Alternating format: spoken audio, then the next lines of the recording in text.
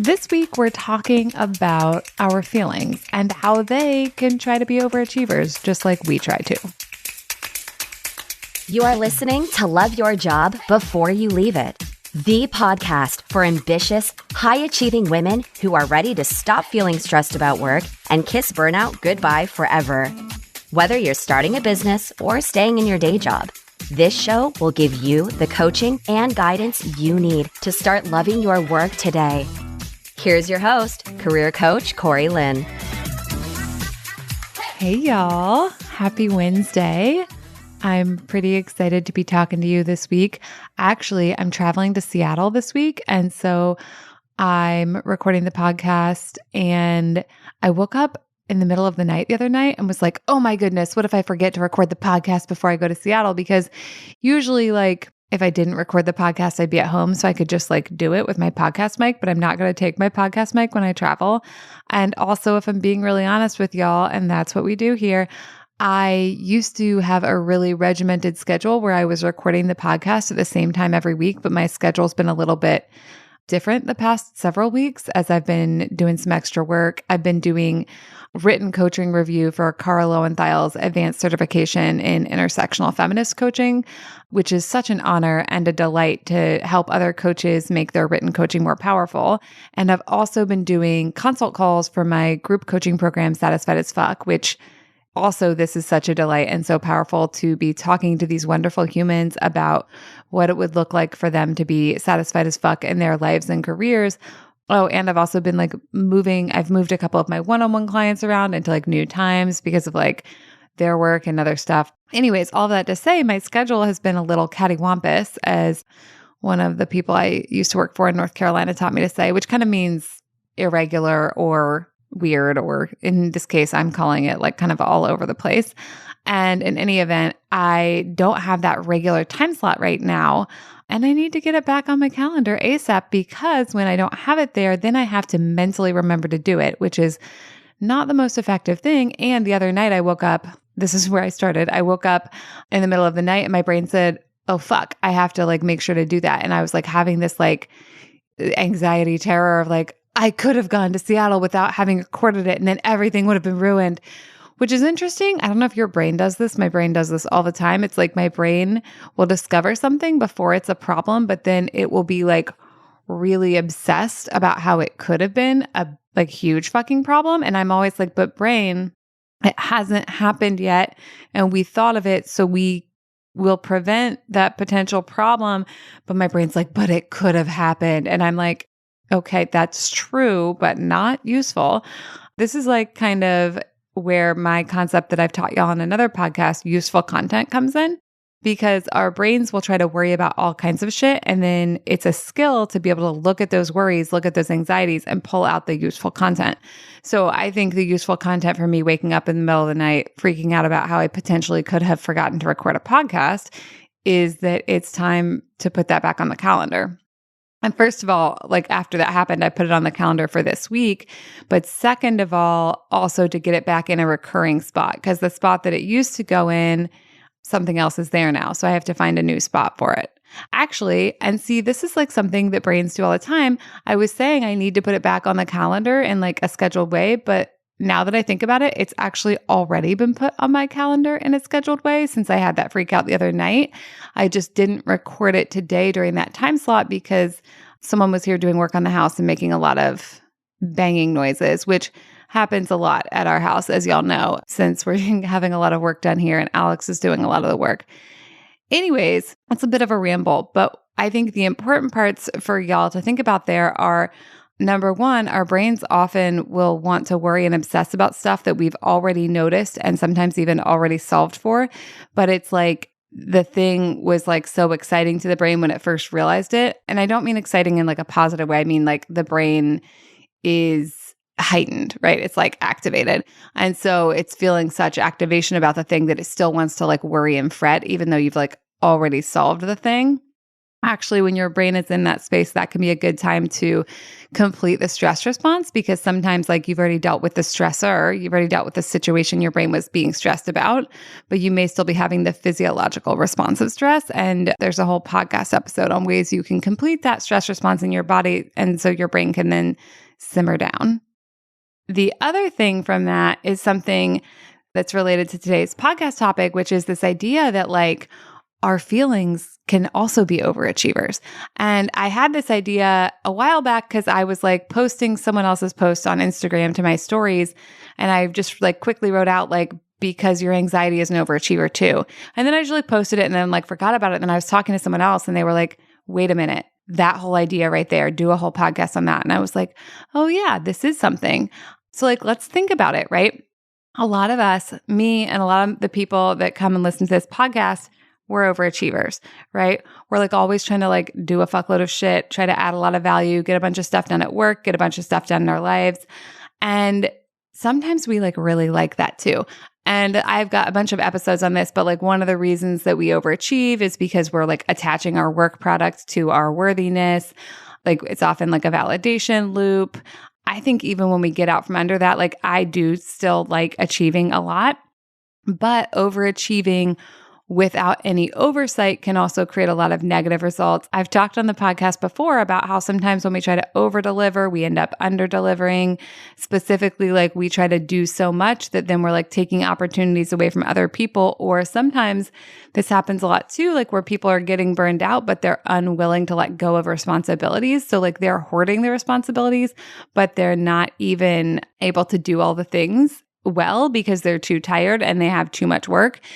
So this is something just to like be aware of as we talk about all the time, that like overachieving and the desire to overachieve, like we want to like look at why we're doing that and look at like what would be actually the achievements we want to accomplish versus that part of our brain that just says we need to do everything all the time, all at once. Okay, but what do I mean when I say like your feelings can be overachievers? What I mean is exactly that. Like a lot of times our brain likes to do many things with the same pattern, right? So the same way we might want to overachieve at work, our anxiety might also want to overachieve, right? So our anxiety is like going to take that pattern that our brain uses and be like, I would like to overachieve in anxiety, please. And so the way that anxiety overachieves is it like brings you even more shit to be anxious about, right? Like it's trying to do its job at a 57 out of 10. For some of you, it might not be anxiety. For some of you, your anger might be an overachiever. Your sense of dread might be an overachiever. Your sadness might be an overachiever. I think for me, honestly, like I resonate with all of these. I didn't even like think that through until I was recording the podcast. Beforehand, I was like, yeah, my anxiety is totally an overachiever. Like it's always finding stuff to be worried about. Like I said before, it like wants to be worried about stuff that we've like literally already solved and resolved. And it just is always finding something that like could be upsetting. But now that I'm talking about like anger and sadness, I'm like, oh yeah, definitely I've had moments in my life where like my sadness was going at things like a 12 out of 10. Okay, so let's look into this a little bit more deep. When people overachieve, often they're neglecting something else, right? Like maybe you're overachieving at work and then you're like neglecting your physical body, or you're overachieving at work, but you're neglecting like your other relationships, your hobbies, whatever. I think this is also true on the emotional level. When we're overachieving in anxiety, what's being neglected? What's like not getting enough time and focus and attention and energy? And I think the obvious answer to that is like the what is working kind of emotions, right? So we talk all the time on the podcast about how like, yes, we're going to look at the things in our life that aren't working, but what if we also start with thinking about what is working, start with thinking what's going well, because we have that negativity bias, right? So it's like, I think this is an interesting metaphor also. If like our brain is overachieving in anxiety, is it underachieving in gratitude? Is it underachieving in belief in our ability to figure things out? Is it underachieving in joy, right? The other thing I think is really helpful about this is it can be really easy to just like believe our anxiety.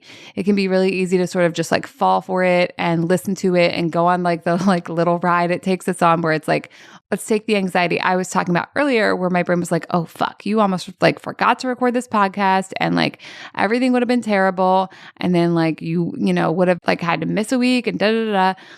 What my brain is underachieving in that moment by overachieving in that anxiety, it's underachieving in noticing that like nothing has gone wrong. It's underachieving in noticing that like I remembered with plenty of time. It's underachieving in thinking about how even if I had gone to Seattle without recording a podcast, I probably could have figured out how to either record a podcast while I was there. I could have recorded one when I got back and paid a fee to like have it processed and like paid a fee to have it produced at like a faster rate. The podcast could have skipped a week, right? Like I like talking to y'all every week, but if the podcast needed to skip a week once, what if that could be okay too? So let's think about it for you. Do you identify as an overachiever? Maybe you do, maybe you don't. Do you think any of your feelings are overachievers? I mean, it's possible that you might be an overachiever and think your feelings aren't. I think it's also possible that you might not identify as an overachiever personally, but you might think your feelings are. And so I think like some interesting questions about that are like, one, does just simply noticing that shift the relationship you're able to have with that emotion and the way you interact with it? Two, do you want to keep doing that? If you don't want to keep doing that, what do you want to do instead? Like I know that my anxiety does bring up some interesting, useful content. I want that content. I want the information that my anxiety is pointing me to. And I also don't think my anxiety needs to be an overachiever for it to be useful and helpful to me. And when I see my anxiety through this lens and the idea that like it's an overachiever, I think that's so helpful because then I can see that urge to overachieve and I can just decide whether I'm going to engage with it or not, right? So like the same way that I sometimes get the urge to like overachieve like in my professional life and my business, and I'm like, no, we agree, like we're going to go do this other thing, right? Like we're going to log off at 4:30 and go have happy hour with a friend, or like we're going to whatever the thing is. I don't have any more examples at this moment. And I can feel that urge for the anxiety to overachieve. And I can also be like, thank you, but we're not going to do that. And I think it's helpful to really realize that a lot of our like little tendencies like perfectionism and overachieving and, some of our feeling states as well are reactions, right? They're like ways our brain is trying to keep us safe in a world that maybe doesn't feel safe. And especially we learned a lot of these patterns as children. And so it'll be really interesting because like we'll be doing stuff we've been doing since we were in fourth grade. And in fourth grade, it might have been serving us. It might have really been helping us. But a lot of times when we're adults, we're like, oh, this is not helping. And I'm not a fourth grader anymore. And I don't like have to get, an A in math class to like stay out of trouble with my parents. Like I'm a full ass adult now, right? So I think seeing these things as patterns and understanding that a lot of the patterns the brain does, they were there, they got developed to help us, right? So like, for instance, for me, overachieving is something like that I've been doing since I was in elementary school. At first, I wasn't very good at it, and then I got really good at it. And it was a way that I kept myself safe, right? And a lot of that was like an emotional safety. I was going to get in trouble if I didn't get, the good grades. And so being an overachiever was a way that I could get the good grades, which were this thing I needed to do to like create this emotional safety. And so I don't think it's surprising that as an adult, my brain wants to do those same patterns, but I get to slow it down now and be like, okay, there's no adults I'm going to get in trouble with. There's just me and me. There's my relationship to myself. I'm the adult now, and I get to decide if I want to keep doing this pattern or if I don't, or if I want to keep parts of it, or if I don't want to keep any of it, right? And I can like look at my feelings the same way. Feelings are a little bit different than patterns in that the patterns I think are optional. Like we maybe have had them our whole lives. It might take a lot of work to undo them. Emotions we're going to have because we're human beings. So even if I change my thought patterns, like if I step out of the overachieving thought pattern, I'm probably still going to feel like anxiety sometimes and the full breadth of human emotions sometimes because I'm a human being. That being said, I think it can still be useful to look at feelings as patterns that are also trying to help us. Like anxiety often feels like shit, but it is generally at its core trying to serve us.